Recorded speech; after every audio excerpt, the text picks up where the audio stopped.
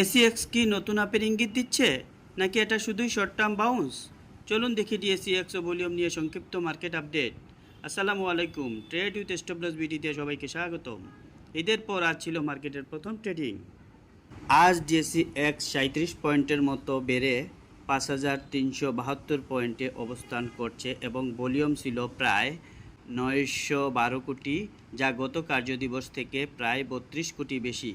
Volume ধীরে ধীরে increase করছে। আমরা ডিএসইএক্স আওয়ারলি চার্টে দেখতে পাচ্ছি ঈদের আগে ও ঈদের ছুটির পর বাজারে কিছুটা ফ্রেশ বাইং ইন্টারেস্ট লক্ষ্য করা যাচ্ছে। এই বিষয়গুলো আপনারা খেয়াল রাখেন। এই যে ভলিউমগুলো, এগুলো আপনারা খেয়াল রাখবেন। তবে গুরুত্বপূর্ণ বিষয় হলো টার্নওভার এখনও যথেষ্ট পরিমাণে শক্তিশালী একথা বলা যাচ্ছে না। কারণ এখানে আপনারা খেয়াল রাখুন, এই যে এখানে কিছুটা কনফিউশন তৈরি হয়েছে, তাই আপনারা একটু সাবধানতা অবলম্বন করবেন। কারণ ভলিউম ভালো হলেও মার্কেট আপের সাথে সাথে ভলিউম সেই পরিমাণে ইনক্রিজ করেনি। এখন মার্কেট মূলত দুইটি জিনিসের দিকে তাকিয়ে আছে। প্রথমত 11 জুনের বাজেট ঘোষণা। বাজেটের আগে সাধারণত বাজারে কিছু এক্সপেকটেশন বা প্রত্যাশা তৈরি হয়, তাই কিছু সেক্টরে স্মার্ট মানি আগেই পজিশন নিয়েছে।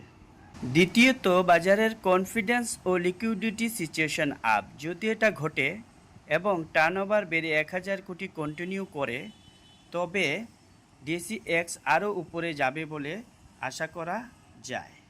এখন আসি ডিএসইএক্সের সম্ভাব্য দিক নির্দেশনায়। আমার পর্যবেক্ষণে শর্ট টার্মে 5300 জন একটি গুরুত্বপূর্ণ সাপোর্ট হিসেবে নজরে রাখা যায়।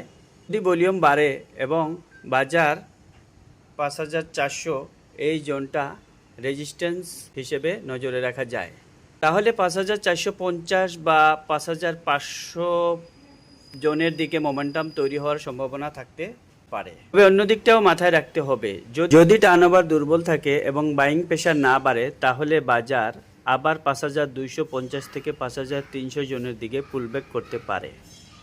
অর্থাৎ যদি ডিএসইএক্স এই জায়গাটা সাকসেসফুলি ব্রেকআউট না দিতে পারে এবং টার্নওভার কমে যায়, তাহলে মার্কেট এখান থেকে আবারও নিচের দিকে পুলব্যাক করতে পারে।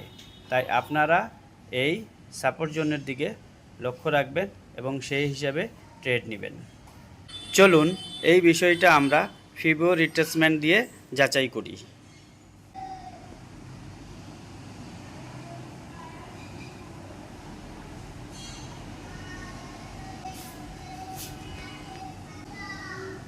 আমরা দেখতে পাচ্ছি বাজার যদি এখান থেকে পুলব্যাক করে, তবে ফিবো 618 এখানে অর্থাৎ 5227 অর্থাৎ 5300 বা 5250 এই লেভেলে ইন্ডেক্স সাপোর্ট নিতে পারে।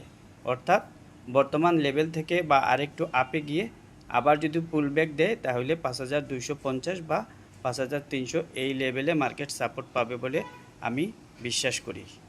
যদিও মার্কেট লং টার্মে অনেক উপরেই যেতে পারে, অর্থাৎ লং টার্মে মার্কেটের শক্ত রেজিস্ট্যান্স সেটা হলো 5653 বা 5650। এই লেভেলটা অনেক শক্ত একটা রেজিস্ট্যান্স, এটা পার করা মার্কেটের জন্য অনেক কঠিন। কিন্তু তার আগে মার্কেটকে 5400 এই লেভেলকে সে ক্রস করতে হবে এবং তারপরে সে কোথায় যাবে 5650 বা 5700, সেটা পরবর্তী স্টেপ।